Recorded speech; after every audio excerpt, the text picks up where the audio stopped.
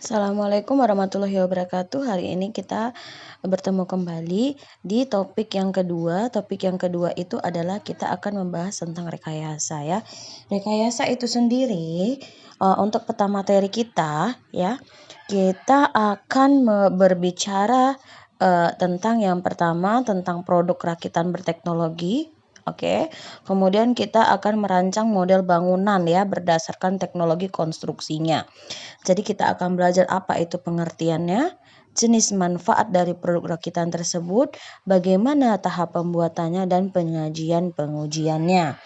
Oke, untuk itu kita harus mengetahui tentang tujuan pembelajarannya ya.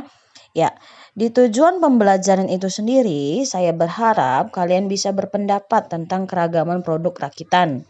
Yang kedua, kalian bisa mengidentifikasi apa saja alat, bahan, teknik, dan proses pembuatan untuk membuat rakitan teknologi dan model bangunan berkonstruksi tersebut.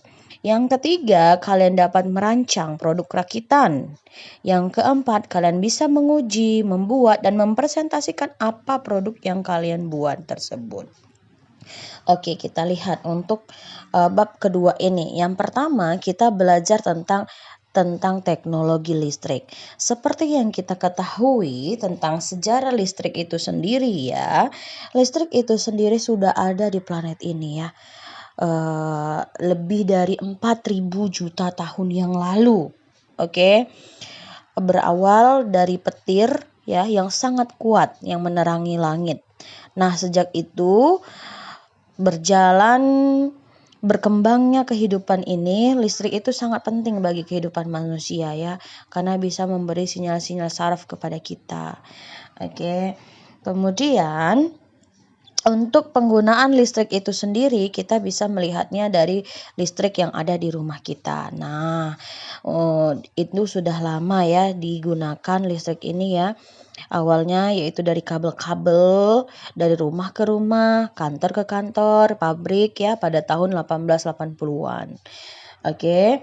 Kemudian untuk penemu listrik itu sendiri adalah Thomas Alva Edison ya. Beliau mampu untuk membuat 100.000 bola lampu itu pada tahun 1882 yang bisa menjangkau daerah-daerah baru di tahun 1920-an. Nah, jadi tenaga baru itu sangat terlihat misterius pada saat itu ya, namun tidak terlalu terlihat karena dia sifatnya masih misterius. Ya.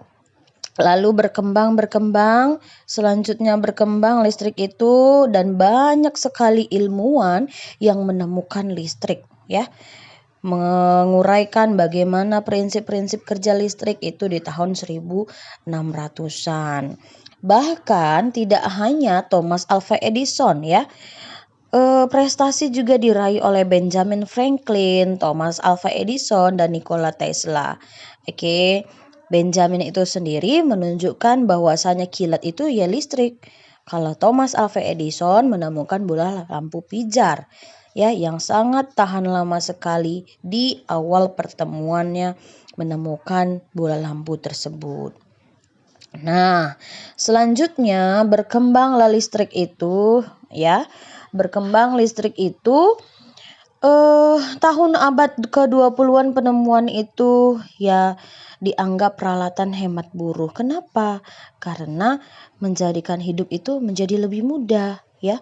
Karena lampu listrik dan alat-alat listrik lainnya itu sudah umum ditemukan pada saat itu. Nah, itu dia. Bahkan peralatan listrik yang lebih besar, contoh seperti penghisap debu atau kulkas, mesin cuci itu sudah berkembang di abad 20-an.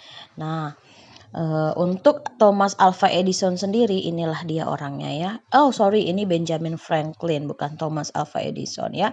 Benjamin Franklin ini tadi menunjukkan kalau kilat itu yang merupakan listrik. Nah, kita lihat selanjutnya adalah tentang jenis produk rakitan. Tentu kalian semua tahu ya jenis-jenis produk rakitan itu. Yang pertama kita lihat ada setrika. Nggak ada saya rasa yang tidak tahu apa itu setrika. Ya, setrika ini pertama kali itu digunakan bunga api listrik untuk sumber panas. Jadi dia seperti busur bentuknya. Oke. Baru dia ada bagian-bagian yang jarang di antara batang karbon itu. Kalau batang karbon itu habis, maka harus dimasukkan lagi secara manual, ya. Kalau enggak, ya listrik itu bisa dimatikan. Nah, itu dia prinsip kerja dan metode ya bagaimana pengubahan listrik menjadi energi panas pada setrikaan di tahun 1883. Namun berkembang sekarang sekarang setrika itu sudah seperti ini. Sudah banyak kita tahu seperti ini. Ini sudah berkembang ya. Yang kedua contohnya adalah kompor listrik. Nah, kalau kompor listrik tentu saja semuanya orang tahu ya. Kompor listrik itu berkembang itu ya di abad 19. Dulu awalnya itu jarang ditemukan ya. Ini tidak menimbulkan asap, batu bara nggak ada, panas nggak ada, abu nggak ada ya. Itu kompor listrik. Kemudian yang ketiga itu adalah lampu listrik. Lampu listrik yaitu bola lampu, semuanya udah tahu ya. Penemunya sudah tahu ya siapa. Bola lampu tadi Thomas Alva Edison. Kemudian si Edison ini menemukan bola lampu dan dikembangkan oleh Joseph Swan ya. Bola lampu ini dinamakan lampu pijar. Oke, cara kerjanya dia menggunakan sepotong karbon yang tipis yaitu berupa filamen, dan filamen tersebut nantinya itu panas baru dia berpujar menjadi putih. Oke, kalau filamen itu di udara, ya oksigen yang ada di udara itu akan bersatu dengan filamen tersebut, maka dia akan terbakar. Nah, terbakar udara yang dibebaskan keluar dari bola lampu itulah yang menciptakan udara di filamen tersebut. Oke, next. Contoh yang keempat adalah loudspeaker. Tentu saja semua orang sudah tahu loudspeaker ya. Pertama kali dulu digunakan contohnya misalnya untuk siaran radio. Orang harus pakai headphone ya kan. Orang harus pakai headphone. Kemudian supaya orang semuanya bisa dengar, tidak hanya satu, maka diciptakanlah loudspeaker. Dan loudspeaker itu sendiri itu membutuhkan detektor atau amplifier ya. Ini yang menemukan adalah Lee De Forest tahun 1873 sampai 1961. Oke, ini dia loudspeaker yang sudah berkembang sekarang. Selanjutnya, ini yang sering kalian lihat adalah televisi. Nah, kalau televisi itu sendiri, tentu saya sudah tahu ya semuanya. Ya, namanya televisi. Oke, ini apa ya, kalau kita katakan dari energi listrik berubah menjadi energi suara ya, bahkan juga ada gambarnya. Nah, ini ya, sistem yang digunakan untuk mengubah energi tersebut ya, pola cahaya itu, sinyal-sinyal listrik ya di dalam kamera itu fungsinya adalah mengirim dan menerima sinyal ya. Kemudian setelah diperagakan sinyal yang diterima itu bergerak di hadapan pemirsa. Oke. Ini contoh dari alat-alat listrik. Selanjutnya itu adalah kulkas. Tentu saja semua orang tahu kulkas itu apa ya. Kulkas ini adalah salah satu alat yang bisa kita gunakan ketika kita ingin mengawetkan makanan, mendinginkan makanan, sama halnya dengan freezer. Oke, nah kita lihat lagi apa sih alat-alat yang sering digunakan untuk mengotak-atik sebuah listrik. Yang pertama kita lihat itu adalah obeng. Nah, obeng tentu saja orang tahu obeng ya. Obeng itu ada yang bentuknya panjang, ada yang pendek ya. Obeng untuk apa? Untuk memasang dan membuka baut, untuk mencungkil sesuatu yang kira-kira sulit untuk dibuka ya. Kemudian jenis obeng itu ada obeng minim, ada obeng plus. Kalau obeng minim bentuknya pipih ya. Fungsinya itu untuk buka baut atau mencongkel sesuatu yang sulit dibuka. Kalau dia obeng plus, ini bentuknya seperti bunga, obeng bunga, oke. Fungsinya adalah untuk melepas atau mengencangkan baut. Nah, kalau kita lihat di sini, yang ini adalah obeng min, yang ini adalah obeng plus. Nah, selanjutnya selain obeng ada apa lagi? Oke, kita lihat. Nah, ini ada gambar. Ini adalah gambar tang. Oke. Nah, kalau tang itu sendiri fungsinya adalah untuk memotong.